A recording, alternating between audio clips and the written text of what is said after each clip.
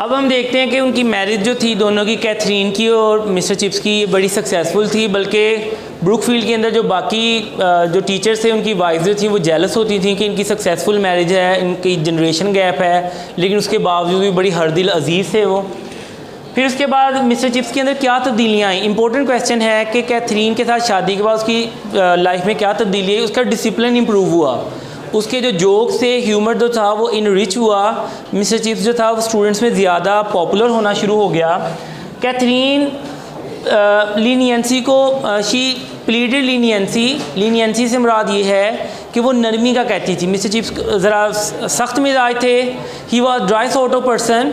तो वो जब उनसे बताते यार ये हुआ वो हुआ तो अक्सर कहती कि बच्चों को माफ़ करो, ये फ्यूचर संभालेंगे। लेकिन अगर कोई सीरियस किस्म का कोई मसला होता तो फिर वो कहती कि आपको सख्ती करनी चाहिए। तो उसके बाद 1900 में मेल्ड्रम एक नया हेड मास्टर आया, उसने ब्रुकफील्ड को ज्वाइन किया। ये आपने याद रखना है, इसकी निमोनिया के साथ डेथ हुई। उसके बाद राल्स्टन आया, इसकी एज 37 थी। इसका मिस्टर चिप्स के साथ जनरेशन गैप होगा। ये साइंस का बंदा था, मिस्टर चिप्स आर्ट्स का था। दोनों में मैंने स्टबन का पॉइंट बताया था। इसने मिस्टर चिप्स को उसकी वीकनेसेस बता के कहना है कि आपको चाहिए कि आप रिटायर्ड हो जाएं, आपका तलफ़ुज़ अच्छा नहीं है, आपका क्लास का डिसिप्लिन अच्छा नहीं है। कैथरीन की डेथ के बाद मिस्टर चिप्स ने अपनी ड्रेसिंग को भी छोड़ दिया, वो केयरलेस हो गए। गाउन कहीं से फटा है तो फटा है, मिस्टर चिप्स ख्याल नहीं करते थे। तो उसने रास्टर ने कहा, एक बच्चा जो था वो ऑफिस के बाहर ये बातें सुन रहा था, उसने जाके बाकी दोस्तों को बताया, बात फैलती गई। मिस्टर चिप्स क्योंकि वहाँ कई सालों से पढ़ा रहे थे, पेरेंट्स भी इन्वॉल्व हो गए, तो फिर रास्टर को वहाँ से जाना पड़ा। इवन के गवर्नर भी मिस्टर चिप्स का स्टूडेंट था, वो वहाँ पे आया। तो उसने मिस्टर चिप्स को कहा, आप जितने साल यहाँ पढ़ाना चाहते हैं आप पढ़ाएं, कोई आपको नहीं निकालेगा। रास्टर ने इस चीज़ को अपनी इंसल्ट समझा और वो इस स्कूल को छोड़ के कहीं और चला गया। रास्टन के बाद फिर मिस्टर चैटरीज जो है वो वहाँ पे आया। इसको डायबिटीज़ थी। आपने इसका इंपॉर्टेंट क्वेश्चन है, ओवरवर्क और डायबिटीज़ की वजह से इसकी भी डेथ होगी। मिस्टर चिप्स जो था उसको 1930 में ब्रोंकाइटिस हुआ। ब्रोंकाइटिस एक चेस्ट की प्रॉब्लम होती है जिसमें बलगम वगैरह होती है, सांस लेने में प्रॉब्लम होती है। तो मिस्टर चिप्स जो था वो सर्दी में कम ही निकलता था बाहर इस ब्रोंकाइटिस की वजह से।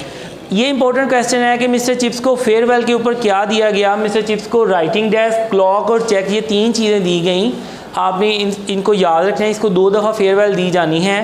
पहली दफ़ा में इसको ये चीज़ें दी गई और सेकंड टाइम जब ये रिटायर्ड हुआ इसने किसी भी चीज़ को लेने से इनकार किया। इसने कहा नहीं अब और कुछ नहीं लेना।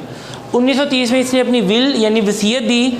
वसीयत में इसने अपनी जायदाद के 3 हिस्से किए, जो भी इसकी प्रॉपर्टी थी, पैसा था। इसने कहा एक हिस्सा ब्रुकफील्ड के डिज़र्विंग स्टूडेंट्स में जाएगा, एक इसने स्कॉलरशिप के लिए रख दिया और एक इसने कहा मिसेस विकेट को दे दिया जाए क्योंकि उसने मेरी काफ़ी खिदमत की है। ये क्वेश्चन आ सकता है कि मिस्टर चिप्स क्या पढ़ता था। वो डिटेक्टिव नावल पढ़ता था, टाइम्स न्यूज़पेपर पढ़ता था।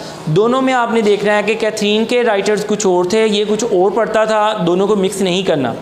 लिनफोर्ड एक लास्ट स्टूडेंट था जिसके साथ बच्चों ने मजाक किया था कि मिस्टर चिप्स आपसे मिलना चाहते हैं। मिस्टर चिप्स ने जब दरवाज़ा खोला मिलने गए तो काफ़ी सर्दी थी, तो मिस्टर चिप्स को सर्दी लग गई और उस वजह से उनकी डेथ हो गई। एक लास्ट इंपॉर्टेंट क्वेश्चन है कि मिस्टर चिप्स का डेथ सीन बताएं। जब मिस्टर चिप्स की डेथ होती है तो इनके पास कौन कौन था। मिसेस विकेट थी, कार्टराइट था और इनका जो डॉक्टर था जो इनको हर फोर्टनाइटली 14 दिन बाद चेक करने आता था, ये थे। कार्टराइट जो था सबसे एंड वाला हेड मास्टर होगा वहाँ पे। वो पूछेगा मिस्टर चिप्स की कोई औलाद नहीं है, तो मिस्टर चिप्स उठ के कहेगा, यानी थोड़ा सा गनूदगी में कहेगा कि तमाम स्टूडेंट्स जो हैं ये मेरे बच्चे हैं, मैं चाइल्डलेस नहीं हूँ।